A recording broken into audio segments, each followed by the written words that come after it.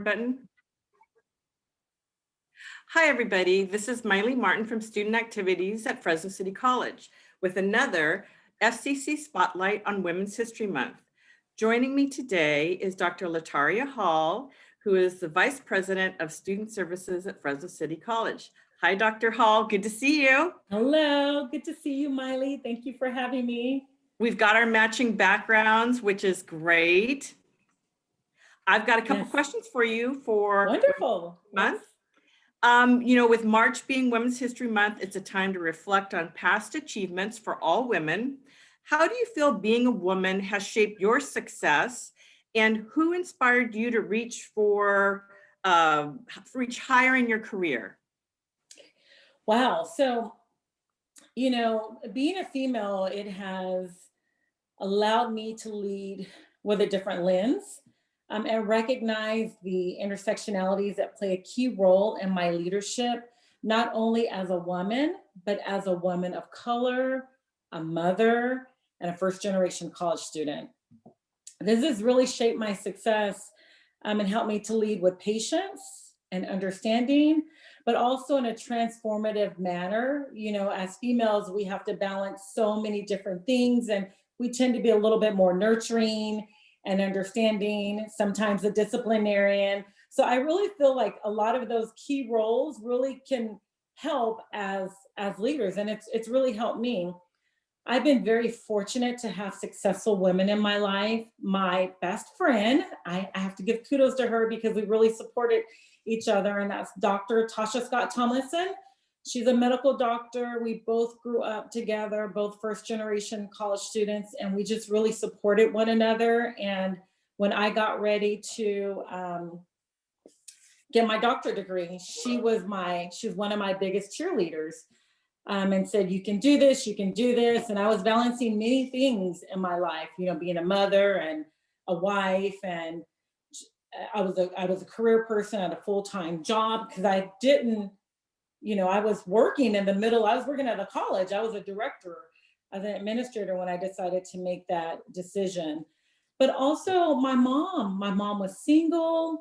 She worked really hard. She worked in a factory. She was the primary caretaker for my brothers and I, and she never complained. She got it done.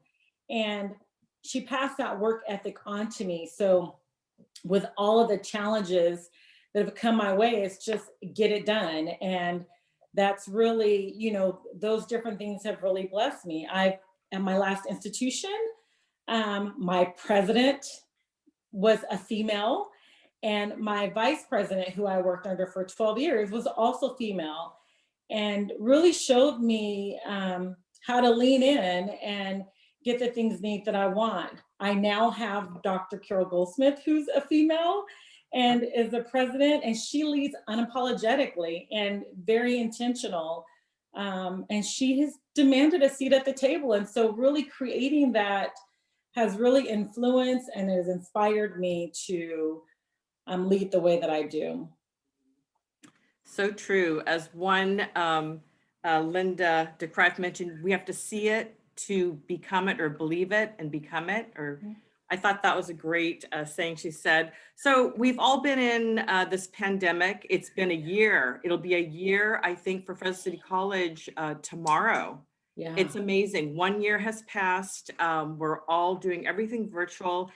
And it's really disrupted all of our lives in so many ways. And we were just talking about how women, especially, are shouldering the burden of mothering, teaching, doing everything. As the VP of Student Services, what has been most challenging for you? Well, really trying to find innovative ways to keep our students engaged, and really trying to be 10 steps ahead and think what challenges that our students may experience, and then really putting those measures in place to remediate any of those barriers that they may face. And especially, ensuring that our students who are underserved receive the support that they need, because those are the students that oftentimes fall behind. So really trying to identify those services ahead of time to help our students so that they can continue to make satisfactory academic progress. That has been my really greatest concern.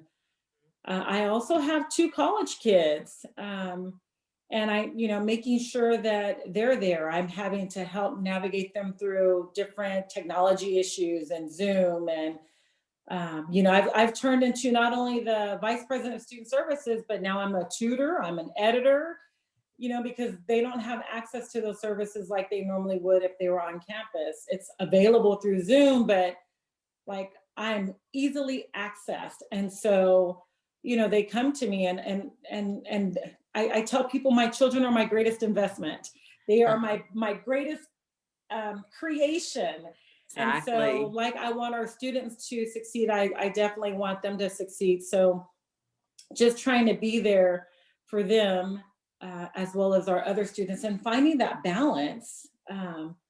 Even being married, just really finding that balance and finding the time for myself too, to think, so that I'm not stretched so thin and no good.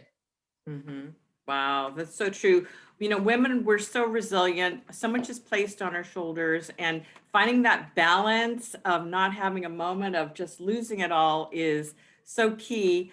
Women have pushed through so many societal boundaries.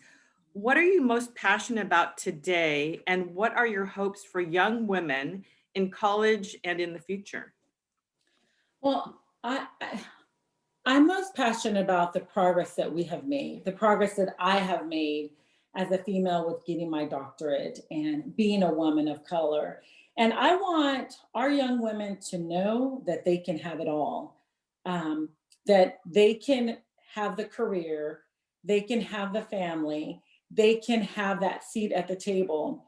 We've come a long ways from fighting for the right to vote, to having a female vice president of the United States. Also, we have a female president right now who is the president of the first community college in California, second community college in the nation. I am the vice president, a female vice president of that same first community college in the United States, and second in the nation. We work in a field that is predominantly male dominated, and we are breaking defined social norms. Our females, I want the young ladies to look back at this video and say, I can do that too. That can also be me. It is within my grasp. Their voices matter, and all of us, we have the intellectual capacity to be at the table and make decisions that affect change in a positive manner. And I see ceilings slowly being chipped away. Mm-hmm. That is so true. In closing, is there anything else you'd like to share for Women's History Month, Dr. Hall? So, I asked my daughter, because my daughter is a history major and she inspires me. She has so much knowledge. She's only 22 years old and she's going to be graduating. And I asked her, I said, if you were being interviewed, what would you want to share? And these are her words, and I agree with them. And she said, let people know that we continue to write history today. And we do. True. Every day. And for me, I encourage women to lean in and infiltrate male dominated fields and dismantle the patriarchal ideologies. Wow. Yes. That's my word in closing. That is happening, like your daughter said, it's happening every day. Every day the news Yes. comes on, women are doing amazing things. And this is a month when, well, we always are applauding women's rights, equality, the steps forward that they're making in our communities. We all aspire to do so many wonderful things. Yes. Is there anything else you want to share?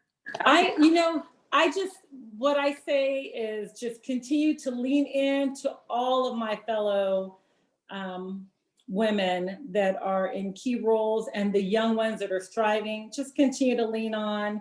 And remember, we matter. We matter. We all matter. We make a difference.